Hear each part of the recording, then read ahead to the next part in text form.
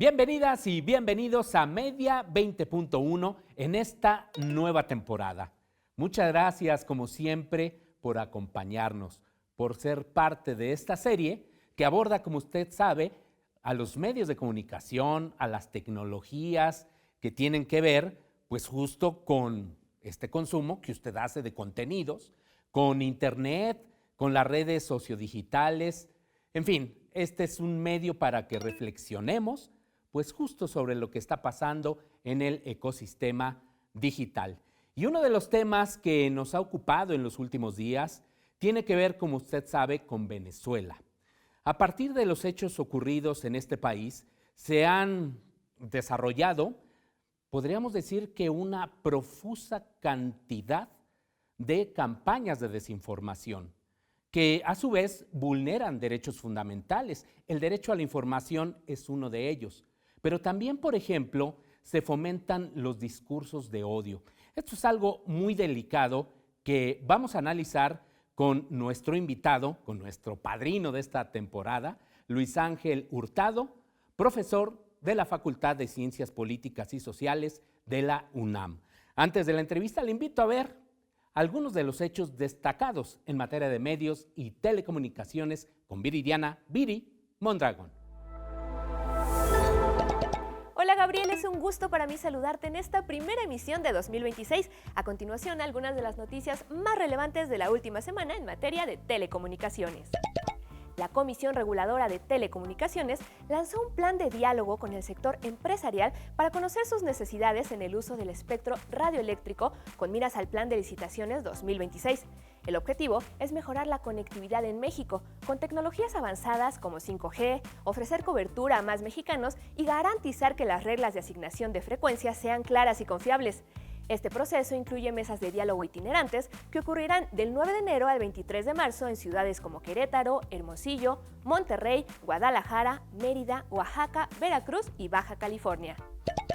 El tablero mediático sigue moviéndose en México. La venta de acciones de Emilio Azcárraga Gallán en Televisa ha reconfigurado la estructura interna del conglomerado y alimenta la incertidumbre sobre el rumbo editorial y financiero del grupo. Aunque Televisa insiste en que se mantiene estable, el mensaje hacia el mercado es otro.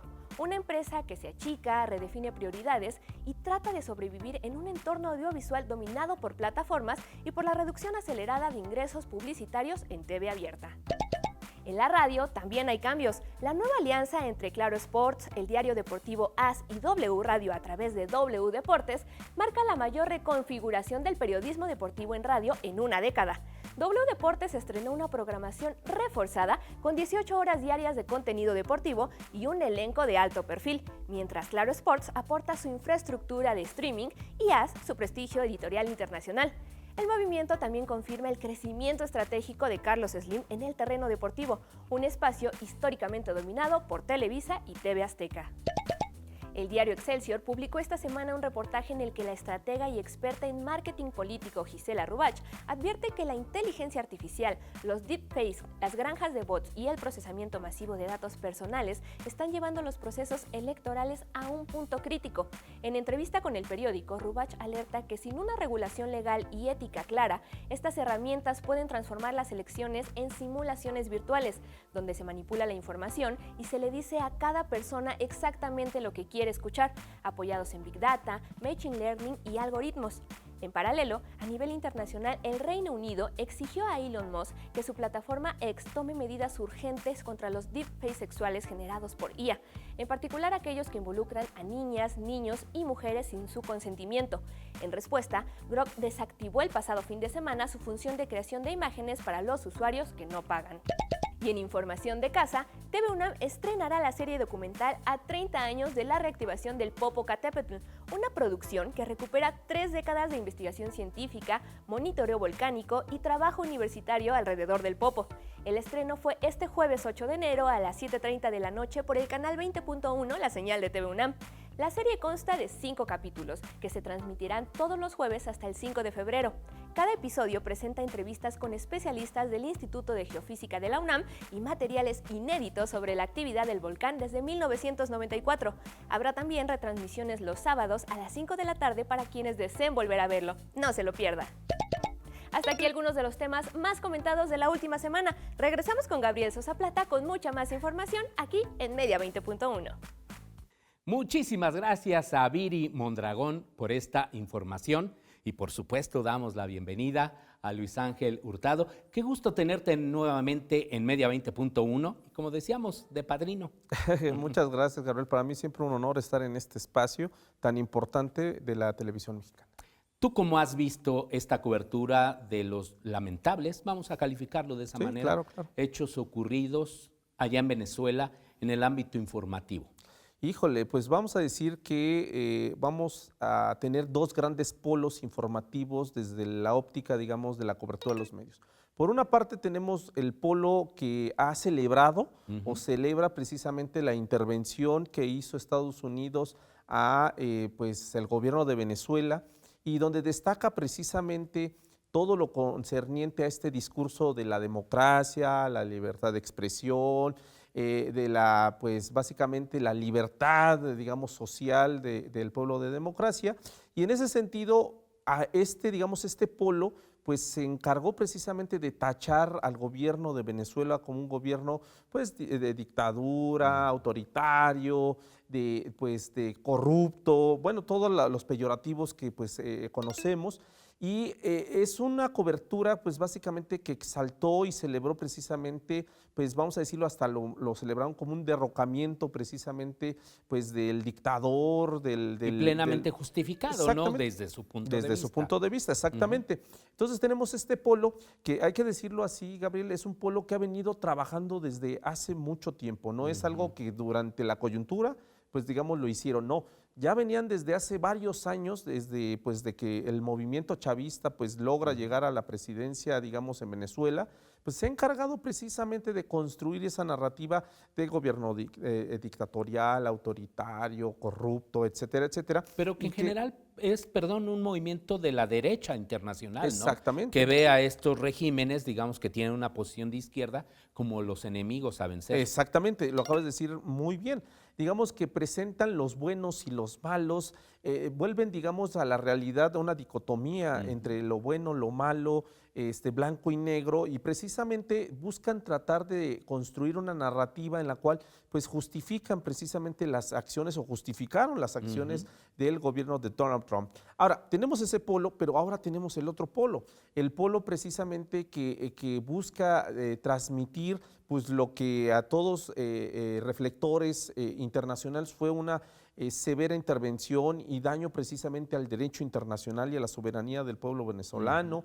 Por supuesto, busca también transmitir el trasfondo que ha habido de esta intervención, que no necesariamente es la democracia, la libertad de expresión o todo lo que tiene que ver con el autoritarismo, sino todo lo contrario, los intereses que hay detrás de todo ello con lo que viene a hacer con pues los recursos naturales y por supuesto todo lo que viene que ver con el petróleo. En ese sentido, pues este polo pues también busca destacar esto y sobre todo también busca destacar esta parte pues que actualmente está desempeñando el presidente de los Estados Unidos, Donald Trump, en el cual no respeta ningún derecho de ningún tipo. Bueno, y el mismo presidente lo ha dicho, ¿no? Sí, claro. Que él considera que su punto de vista debe ser el imperante, ¿no? Sí. Él decía que algo así como que se guiaba por su propia moralidad. Moralidad, exactamente. Por encima de mí nadie, casi lo decía, ¿no? Entonces, esa parte, pues también estos medios han destacado diciendo, pues bueno, ¿hasta dónde entonces estamos recurriendo a un estado del famoso justnaturalismo? El más fuerte va a estar sobre el más débil y donde básicamente, pues todos aquellos convenios y todos tratados internacionales que se hicieron, pues se han tirado, digamos, a la basura.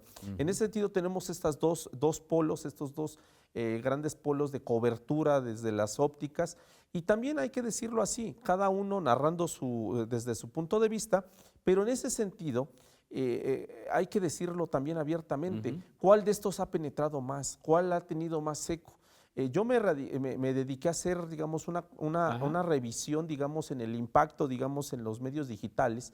Y es muy interesante que la narrativa del polo, digamos, vamos a decirlo, que celebró, digamos, pues, la caída de Nicolás Maduro, tuvo mayor resonancia. Ah, mira, tuvo eso. mayor resonancia en el ecosistema digital.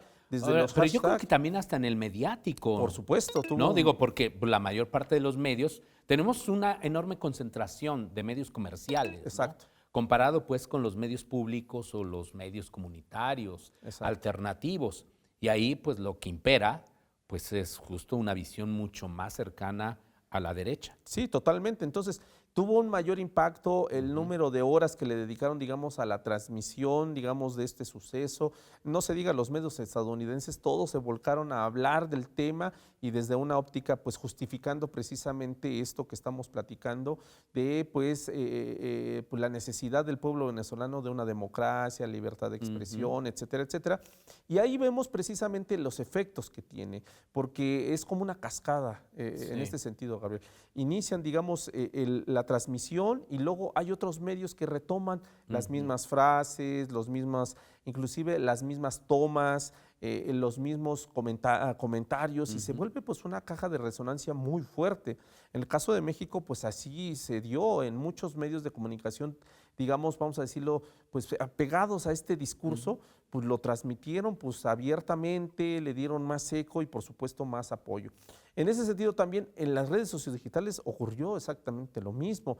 Estos medios y digamos, esta narrativa pues tuvo mayor resonancia. Nada más por decirlo en X, los hashtags que se posicionaron los primeros 2 días, digamos, después de la intervención de Estados Unidos, pues estaban asociados precisamente a la dictadura, a la caída de Nicolás Maduro, al autoritarismo, a todo lo que tiene que ver con la libertad de expresión, el derecho, exactamente, todo Ahora eso. sí va a haber democracia en Venezuela. Exactamente. ¿No? Que estos se cayeron, o sea, estos hashtags y estas tendencias se fueron cayendo básicamente cuando el presidente de los Estados Unidos empezó a hablar.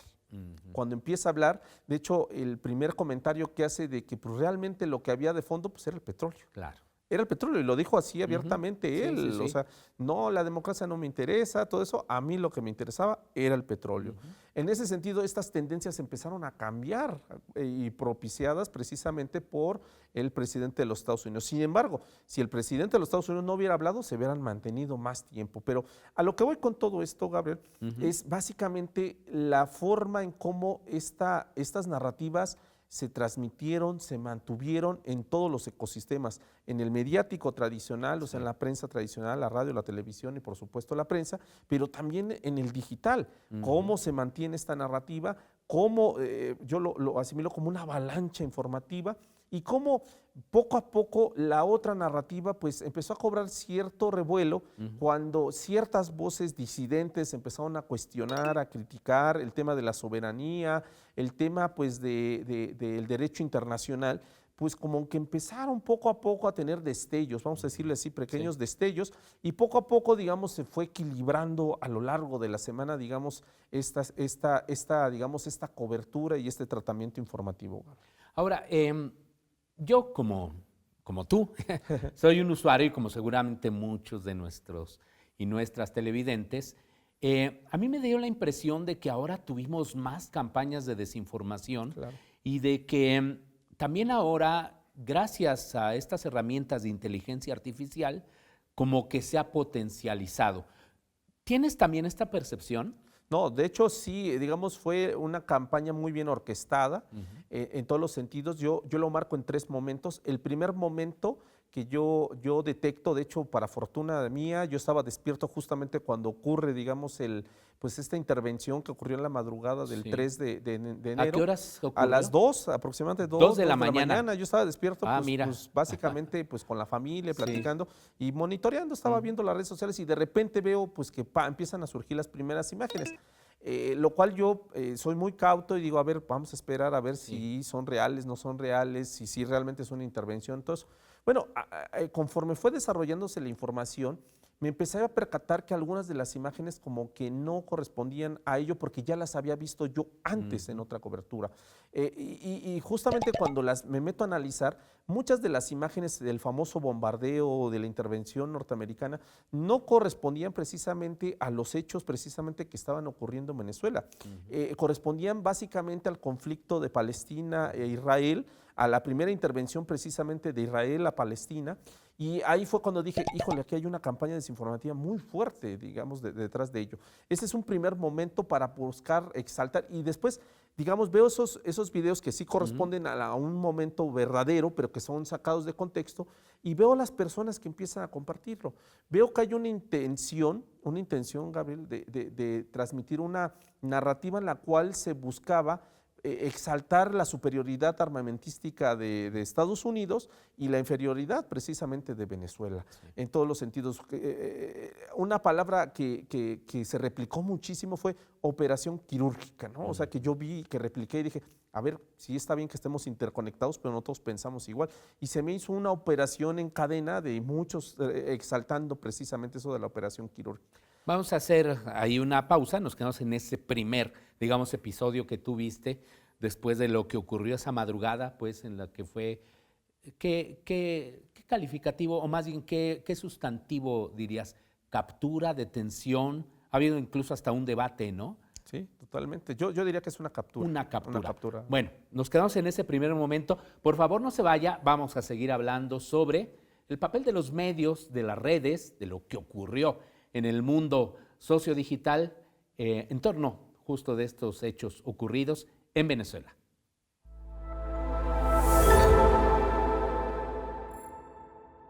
Gracias por continuar en Media 20.1 en esta nueva temporada del 2026. Por cierto, nuestros mejores deseos para usted, para sus familias. Nunca está de más, aunque ya estemos un poquito adelantados en enero, pero siempre, por supuesto, desde TV UNAM, todo nuestro cariño y pues todos los mejores deseos para usted. Y antes del corte, Luis Ángel Hurtado, platicábamos de estas diferentes etapas que te tocó ver y analizar después de la captura, dijiste, sí, ¿no? Captura, que era captura. Captura de Nicolás Maduro. Entonces, se activó la campaña de desinformación desde el primer momento con videos falsos. Sí, totalmente. Y después, la segunda etapa, ¿en qué consistió? Fíjate que la segunda etapa ya es cuando, digamos, ya hay información más avanzada de que sí realmente estaba ocurriendo, digamos, esta intervención de Estados Unidos en Venezuela. Y se dio precisamente con una suerte de rumores diciendo que sí se había capturado a Nicolás Maduro, que fue una operación de extracción. Y ahí hay algo que entonces interviene pues un elemento, una herramienta que ahorita está en boga de todos, que es la inteligencia artificial. Sí. Empiezan a circular imágenes o videos de la famosa detención de Nicolás Maduro. Una primera imagen que yo detecto es a Nicolás Maduro, portando un traje, o sea, estando de traje, y que van elementos de la DEA, o sea, ahí custodiándolo y precisamente arrestándolo, ¿no? Que va esposado y todo eso. Cuando yo veo eso, digo, a ver, en primer lugar, la DEA, o sea, Sí. ¿cómo, si es una intervención militar, o sea, cómo está esto? Es una primera sospecha. Segundo, pues es en la madrugada, no creo que esté de traje en la madrugada, ¿no? O sea, es un primer elemento. Ya cuando empiezo a revisar muy bien la imagen, o las imágenes que empezaron a surgir, veo que esta no corresponde precisamente a la realidad. Y aparte de eso, yo ubico un elemento de que si ya está detenido, pues el primero que tendría que decirlo es el presidente de los Estados Unidos, diciendo, sí, efectivamente lo detuvimos, aquí ya tenemos a Nicolás Maduro, etcétera, etcétera. Entonces, aquí se estaba creando precisamente el caldo de cultivo idóneo para que después, minutos o una hora después, efectivamente Donald Trump saliera en su red sociodigital, esta Truth Social, a enunciar precisamente que sí se había detenido, pero lo interesante es que no comparte ninguna imagen, Gabriel. Eso es lo interesante de ello.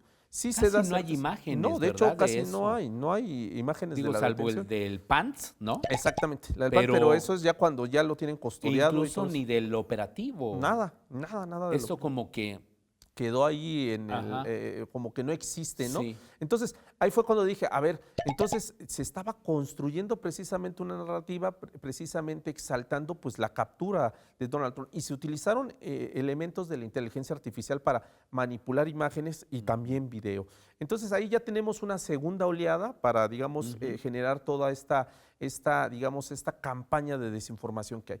Y una tercera oleada que detecto es básicamente cuando ya se anuncia que está detenido y que tiene que ver con la celebración, o sea, la celebración del pueblo de Venezuela, que son manifestaciones, marchas, supuestos actos de decapitación de estatuas o que estaban tumbando estatuas.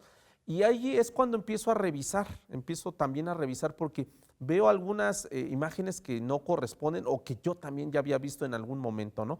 Encuentro de dos tipos, unas que ya había visto, que corresponden precisamente a imágenes digamos, de la campaña pues de Venezuela en el 2024, bueno, finales del 2024, 2023, 24, y que corresponden a una propaganda que están retirando precisamente de Nicolás Maduro.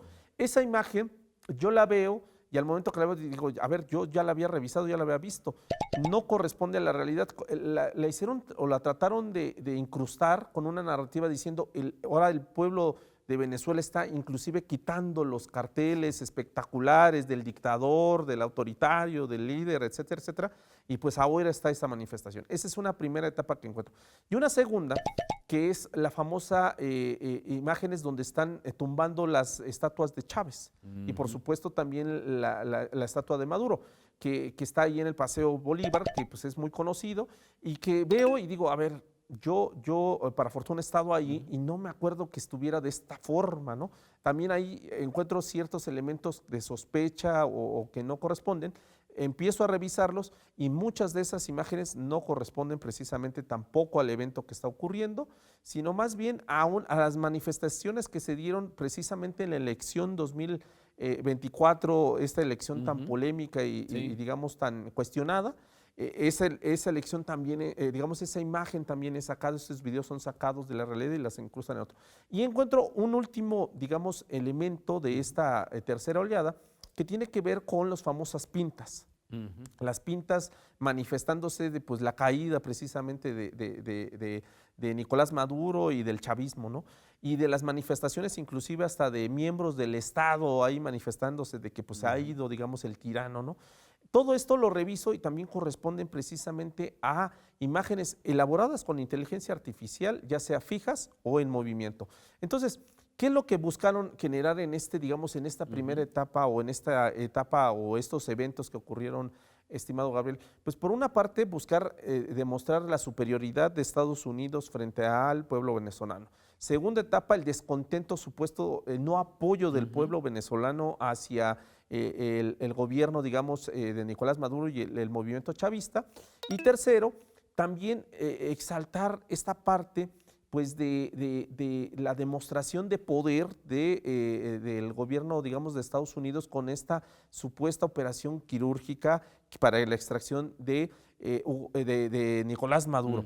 En ese sentido, todo esto también después los colegas periodistas que estuvieron precisamente en Venezuela, pues empezaron a demostrar que no fue ni quirúrgica la operación como lo dicen, también hubo, digamos, una resistencia por parte del operativo. Pues los muertos, ¿no? Exactamente, ¿Cuántos se habla? ¿De 20 o 30? 20, 30 muertos, o sea, de efectivos también de Estados Unidos que cayeron, digamos, en esta operación y también destacando precisamente que todas estas manifestaciones pues no existieron, no se dieron. Aunque se pudieron haber impulsado desde pues justo esta manipulación que Exactamente, se difundió. y ahí es cuando entramos a este debate, Gabriel. ¿Qué se buscaba también detrás de ello? Pues por una parte manipular precisamente al pueblo venezolano para salirse y manifestarse, o inclusive personas que están fuera de Venezuela para pues también manifestarse, ¿no? Entonces hay un interés ahí muy importante para demostrar precisamente pues las acciones por una parte de Estados Unidos, celebrarlas, aplaudirlas, pero por otra parte tratar pues de poner contra la pared al pueblo de Venezuela contra el gobierno, digamos, de Nicolás Maduro. Entonces, aquí vemos una clara intención, hay toda una suerte de generación de fake news o deepfake que fueron intencionales y que no se hicieron en el momento, estimado Gabriel, que hubo una planificación muy bien orquestada para lograr, digamos, tener ese impacto y por supuesto tener, pues, lógicamente, la narrativa que buscaron imponer estas primeras horas y estos primeros días. Y que implica grandes recursos económicos, Por ¿no? supuesto. Hasta donde sabemos Sí, generar todo este tipo de campañas. Por supuesto, porque no solamente es generar, digamos, las imágenes con inteligencia artificial o localizar esos videos que quisieron hacer pasar por verdaderos, sino que implica también una operación también de bots o de amplificación, digamos, en las redes sociodigitales, para que estos videos o estas imágenes se posicionaran en los primeros, vamos a decir, los primeros lugares de las diferentes redes sociodigitales. Y efectivamente, pues sí ocurrió. Uno despertó al otro día y abre sus redes sociodigitales, Sí, y lo claro. primero que aparecía pues eran todas estas imágenes o todos estos videos. Entonces, hay toda una operación precisamente que no solamente fue una operación, digamos, militar, sino también una operación, yo lo he dicho así, comunicativa detrás de todo ello. Una campaña muy bien orquestada para imponer ciertas narrativas y, por supuesto, para la construcción y difusión de fake news. Sí, dicen los que saben que toda decisión política implica también una decisión comunicacional, ¿no? Totalmente. Algunas se arman, ¿no? O algunas son consecuencias de que se expresan de esta manera. Ya casi se nos termina el programa, Luis Ángel, ya ves que se va rapidísimo. Rápido. Pero coincides también con lo que dijimos al inicio de que esto fomenta o puede fomentar el discurso de odio, por ejemplo, ¿no? Es una de las aristas, ¿no? El otro es el derecho a la información, lo cual pues es algo muy grave para la sociedad en su conjunto, porque paradójicamente tenemos más acceso a fuentes de información, pero estamos más desinformados, ¿no? Que es también una de las premisas que se ha dicho teóricamente al respecto. ¿Qué nos corresponde hacer como audiencias?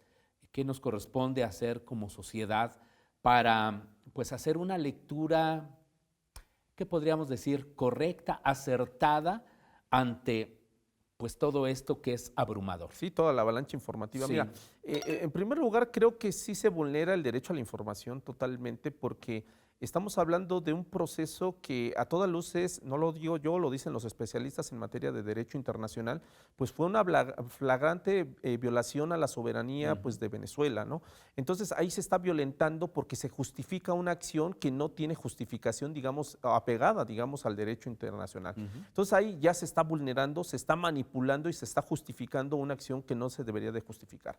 Y en materia precisamente también de derecho a la información, se está vulnerando porque se está posicionando narrativas que corresponden a la falsedad frente a narrativas que sí están apegadas precisamente pues, a la verdad, o sea, la información certera, verificada y analizada. Entonces, ante esos escenarios, pues estamos ante una suerte pues, de desventaja. ¿Qué le queda entonces a la audiencia o a los espectadores que nos están viendo?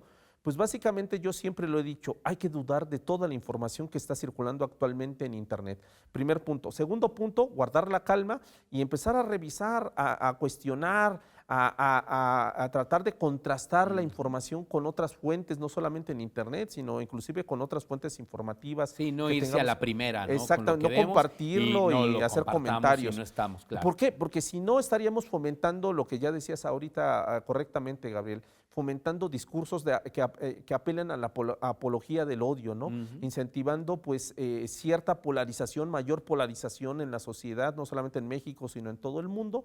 Y por supuesto, esto, pues en lugar de beneficiar el debate público, pues lo está perjudicando. Entonces, es guardar la calma, revisar, contrastar, y una vez que ya tengamos más elementos, ahora sí dar una opinión de los hechos, que esté apelando precisamente a argumentos que estén sustentados en fuentes debidamente confirmadas y corroboradas. Pues ahí están las recomendaciones que nos hace, y pues este es un tema del cual seguiremos hablando porque evidentemente tiene un impacto en la geopolítica internacional y en muchos otros ámbitos, por supuesto, uno de ellos el energético, pero también el comunicacional.